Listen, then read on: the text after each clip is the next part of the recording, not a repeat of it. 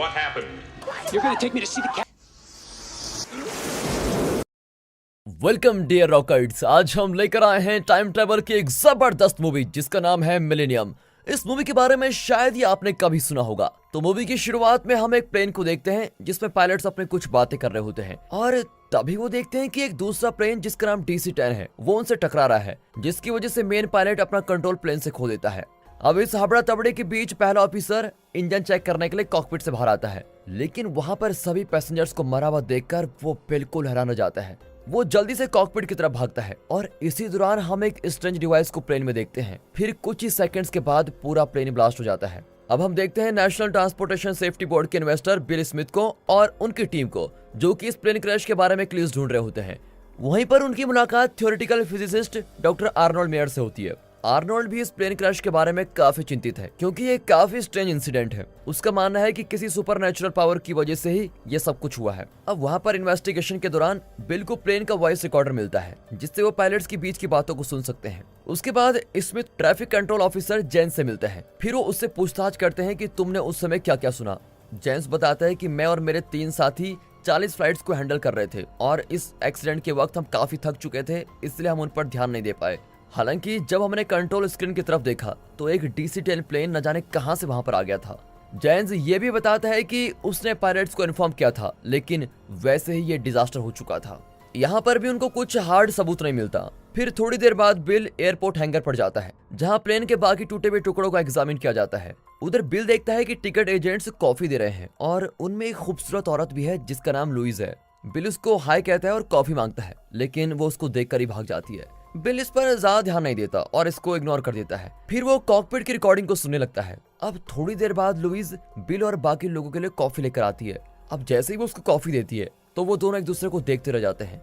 अब लुइस के जाने के बाद बिल को रिकॉर्डिंग में कुछ अजीब सा लगता है। अब उस रिकॉर्डिंग से बिल को पता चलता है कि सभी पैसेंजर्स प्लेन क्रैश होने से पहले ही मर चुके थे जो फायर के कारण मरे हैं, लेकिन इन्वेस्टिगेशन में कहीं भी ऐसा एविडेंस नहीं दिखता जिससे ये पता चल सके कि क्रैश से पहले आग लगी थी। अब इस रिकॉर्डिंग की वजह से सभी काफी कंफ्यूज हो जाते हैं कि ये कैसे हो सकता है। अब इसके बाद बिल जिम्नेजियम में जाता है जहां पर मरे हुए लोगों को एग्जामिन किया जाता है। उनमें से एक लीड एग्जामिनर बिल को डिजिटल वॉच दिखाता है जो कि पीछे की तरफ चल रही है। इसके साथ ही एग्जामिनर 2 और ऐसी वॉचेस दिखाता है जिनका वक्त पीछे की ओर चल रहा है। अब वो और भी कंफ्यूज हो जाते हैं क्योंकि इतने खतरनाक एक्सीडेंट के बाद भी उनकी वॉचेस सही सलामत है और वो टूटी भी नहीं है।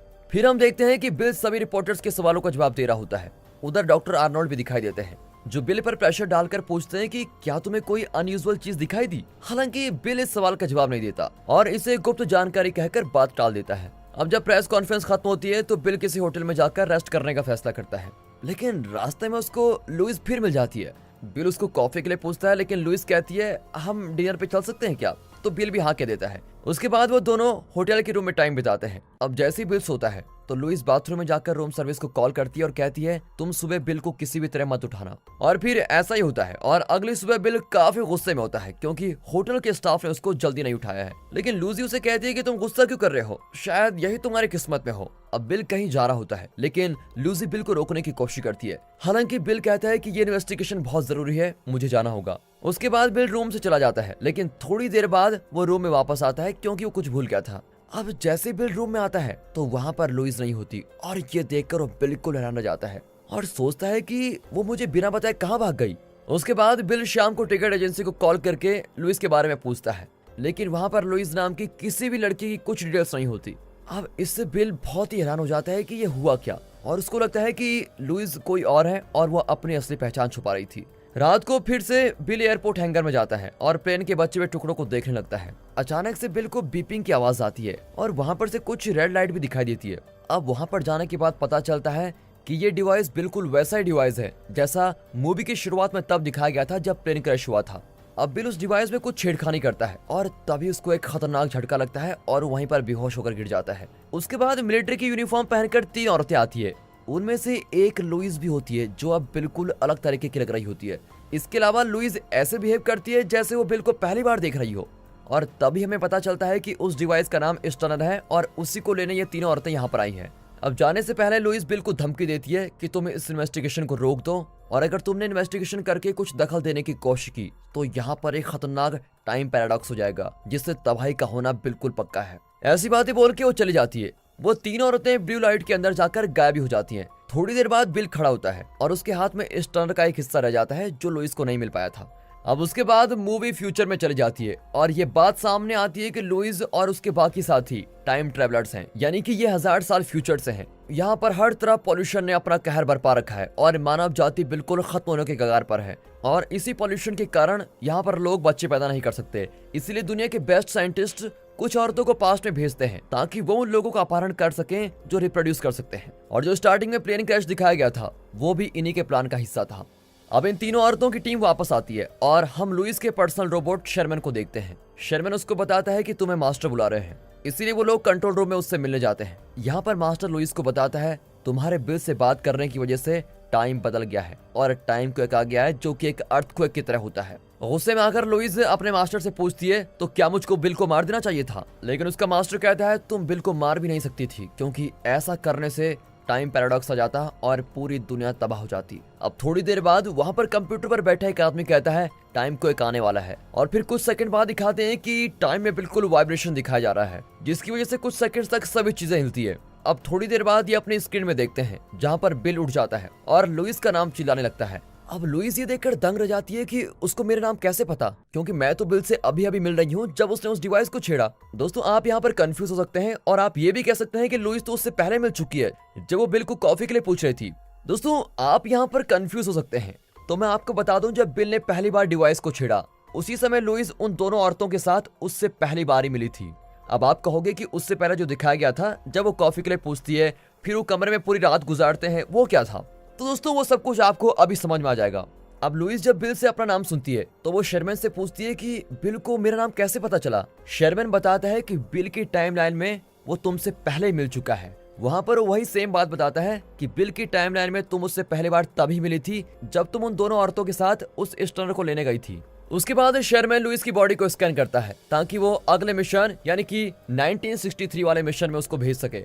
और फिर स्कैन करने के बाद शर्मन लुइस को टाइम ट्रेवल के लिए तैयार करता है और उसको एयर होस्टेस के कपड़े पहना देता है। इसी के साथ हम डॉक्टर आर्नोल्ड मेयर को देखते हैं जो कॉन्फ्रेंस में टाइम ट्रेवलर की पॉसिबिलिटीज के बारे में बात कर रहे होते हैं। आर्नोल्ड बताता है कि टाइम ट्रेवलर लोगों को कभी दिखाई नहीं देते, टाइम ट्रेवलर्स असली में होते हैं, बस उनके बारे में हमें कम जानकारी है। इसी दौरान लुइस और उसके बाकी साथी टाइम मशीन के जरिए 1963 में पहुंच जाते हैं और वो सीधे एक प्लेन के अंदर जाते हैं। फिर वो लोग इस टनल का इस्तेमाल करके उस प्लेन की एयर होस्टेसेस को बेहोश करके उनको फ्यूचर में धकेल देते हैं और तभी एक आदमी को दिखाते हैं जो प्लेन को हाईजैक करने की कोशिश कर रहा होता है, जिसकी वजह से एक टाइम ट्रेवलर घायल भी हो जाती है और इसी वजह से टाइम ट्रेवलर के हाथों से स्टनर नीचे गिर जाता है और एक लड़के को मिलता है। उसके बाद लुइस अपने स्टनर का इस्तेमाल करके उस हाईजैक करने वाले आदमी को मार डालती है। अब थोड़ी देर बाद वो लड़का लुइस को स्टनर के बारे में बताने की कोशिश करता है, लेकिन लुइस उसको कहती है कि सब कुछ ठीक हो जाएगा और उसको सुला देती है। उसके बाद सभी लोगों को टाइम मशीन के जरिए फ्यूचर में ले जाया जाता है और ये बात सामने आती है कि टाइम ट्रेवलर्स इसीलिए आए थे ताकि वो 1963 में इस प्लेन से सारे लोगों को फ्यूचर में ट्रांसफर कर सकें और फिर ये लोग फ्यूचर में रिप्रोड्यूस करके वहाँ के वातावरण को सही बनाए, वहाँ पर दोबारा से नई पीढ़ी जन्म ले। उसके बाद हम देखते हैं कि टीम उन लोगों को बाहर निकालती है और उनके बदले उनके क्लोन्स को प्लेन में बैठा देती है और इसी वजह से स्टार्टिंग वाले प्लेन क्रैश में पायलट ने कहा था कि लोग तो पहले ही मर चुके हैं, यानी कि तब तक की टाइम ट्रेवलर्स ने उन लोगों को फ्यूचर में भेज दिया था और उनके क्लोन्स को वहाँ पर बैठा दिया था।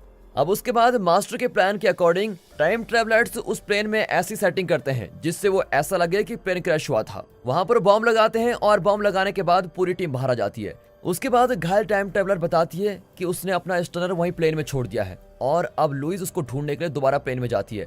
हालांकि कॉकपिट पर लगे बॉम्ब पर काउंटडाउन शुरू हो जाता है और उसको प्लेन से बाहर आना ही पड़ता है। अगले सीन में हम देखते हैं कि लुइस लार्ज ट्यूब्स में रखे हुए लोगों की काउंसिल से मीटिंग कर रही होती है। वो लोग उसको डांटते हैं और कहते हैं कि पहला स्टनर तुमने 1989 में खो दिया था जो कि इन्वेस्टिगेटर बिल को मिला था और दूसरा तुमने 1963 में खो दिया है जो डॉक्टर आर्नोल्ड के हाथों में लग गया है। फिर वो कहते हैं कि अगर उन्हें पता चल गया कि ये स्टनर क्या क्या कर सकता है, ये कैसे चलता है, तो फिर उन्हें टाइम ट्रेवलर्स के बारे में सब कुछ पता चल जाएगा। इसीलिए वो लोग लुइस से कहते हैं कि हमने 1989 में तुम्हें दोबारा भेजने का एक नया मिशन तैयार किया है जहां तुम बिल को मिलोगी और बिल को स्टनर ढूंढने से रोकोगी। उसके बाद मूवी फिर से उसी सीन पर आ जाती है जहां बिल लुइस को पहली बार देखता है और अब मूवी वहां से शुरू होती है जहां बिल लुइस को हाय कहता है और उससे कॉफी मांगता है। उसके बाद मूवी पहले की तरह चलती है और यहाँ से हमें पता चलता है कि लुइस कौन है और वो यहाँ पर क्यों आई है और क्यों उसने रूम सर्विस को कॉल करके बिल को सुबह न उठाने के लिए कहा था, क्योंकि वो नहीं चाहती थी कि बिल इन्वेस्टिगेशन को शुरू करे, क्योंकि अगर वो इन्वेस्टिगेशन करेगा तो बिल को पता चल जाएगा कि स्टनर क्या चीज है।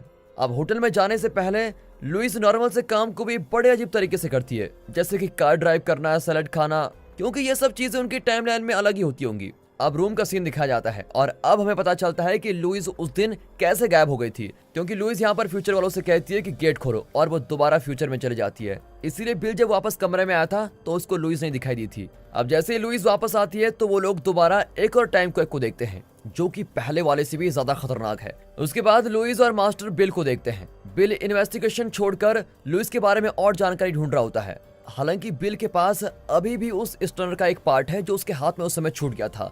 फिर हम देखते हैं कि बिल डॉक्टर आर्नोल्ड के पास जाता है। डॉक्टर आर्नोल्ड भी उसको अपना स्टनर दिखाता है और कहता है ये 1963 के प्लेन क्रैश में मुझको मिला था। फिर बिल भी उसको उस स्टनर का पार्ट दिखाता है जो 1989 में हुआ। फिर बिल भी आर्नोल्ड को उस स्टनर का पार्ट दिखाता है जो अभी हाल ही में हुआ है। वे दोनों इस स्टनर से अनजान होते हैं और असलियत में बिल स्टनर के जाल में फंसा हुआ होता है। अब ये बात सामने आती है कि बिल भी 1963 के पैसेंजर्स में से एक था और वही अकेला जिंदा बचा था। बिल वही लड़का है जिसे उस समय प्लेन में स्टनर नीचे पड़ा हुआ मिला था और जब लुइस ने उसको कहा था कि सब कुछ ठीक हो जाएगा और तब उसको सुला दिया था। ये सब लुइस भी देख रही होती है और वो काफी परेशान हो जाती है। उसे लगता है कि इससे बहुत बड़ा खतरा पैदा हो सकता है, इसलिए अब वो बिल और डॉक्टर आर्नोल्ड से मिलने का फैसला करती है। उसके बाद लुइस उनके पास आ जाती है और अपने मिशन के बारे में उनको बता देती है। फिर उनको कहती है कि मैं उम्मीद करती हूँ तुम इसको एक सीक्रेट ही रखोगे। उनको ये भी बताती है कि हम लोगों को इसलिए ट्रांसफर कर रहे हैं ताकि फ्यूचर में दोबारा से लोग रिप्रोड्यूस कर सके और नई पीढ़ी जन्म ले सके। लेकिन बातचीत के दौरान डॉक्टर आर्नोल्ड गलती से स्टनर को असेंबल कर देते हैं और उसी वक्त मर जाते हैं। अब क्योंकि डॉक्टर आर्नोल्ड मर चुके हैं और उनकी वजह से अब टाइम पैराडॉक्स होने वाला है, जिसका असर फ्यूचर में दिखेगा, क्योंकि टाइमलाइन में अगर पास्ट में कोई भी छेड़खानी करो तो फ्यूचर में असर दिखेगा, जिसकी वजह से पूरी फ्यूचर सिविलाइजेशन खत्म हो जाएगी। लुइस इससे बहुत डर जाती है और टाइम गेट की तरफ भागती है ताकि वो फ्यूचर में जा सके। हालांकि बिल भी कहता है कि मैं भी तुम्हारे साथ आऊंगा, क्योंकि उसे अब अपना प्यार मिल गया है। उसके बाद वो दोनों फ्यूचर में पहुंच जाते हैं और देखते हैं कि टाइम क्लॉक की वजह से सब कुछ खत्म होने के कगार में है और अब लोगों को बचाने का एक ही रास्ता है कि उनको आगे के फ्यूचर में भेज दिया जाए, जहां पर वो दोबारा से रिप्रोड्यूस कर सकते हैं और शांति से रह सकते हैं। अब इससे पहले कि टाइम मशीन हमेशा के लिए खत्म हो जाए, उसके बाद मास्टर टाइम मशीन को शुरू करता है और उन सभी बेहोश लोगों को उठा देता है जिन्हें प्लेन से लाया गया है। फिर वो सभी लोगों को जल्दी से टाइम मशीन में जाने के लिए कहता है। जब बिल की जाने की बारी आती है तो वो रुक जाता है, क्योंकि लुइस जाने से मना कर देती है। लेकिन शर्मन लुइस को कहता है तुम्हें जाना चाहिए और वहां पर साथ में रहना चाहिए। और यहाँ ये बात सामने आती है कि लुइस बिल के बच्चे की माँ भी बनने वाली है, इसीलिए वो दोनों एक साथ चले जाते हैं। और दोस्तों, इसी के साथ यहाँ पर ब्लास्ट होता है। मास्टर, शर्मैन और काउंसिल के बाकी लोग मर जाते हैं और यहाँ पर ये मूवी खत्म होती है। दोस्तों, हो सकता है आपको इसको समझने में थोड़ा टाइम लगे, लेकिन ये एक मास्टरपीस मूवी है टाइम ट्रेवलर की। बाकी अगर वीडियो अच्छी लगी हो, मूवी अच्छी लगी हो, एक्सप्लेनेशन अच्छा लगा हो, वीडियो को लाइक कर दें, चैनल को सब्सक्राइब कर दें। मिलते हैं अगली वीडियो में, तब तक के लिए गुड बाय, अपना ख्याल रखिए and finally thanks for watching.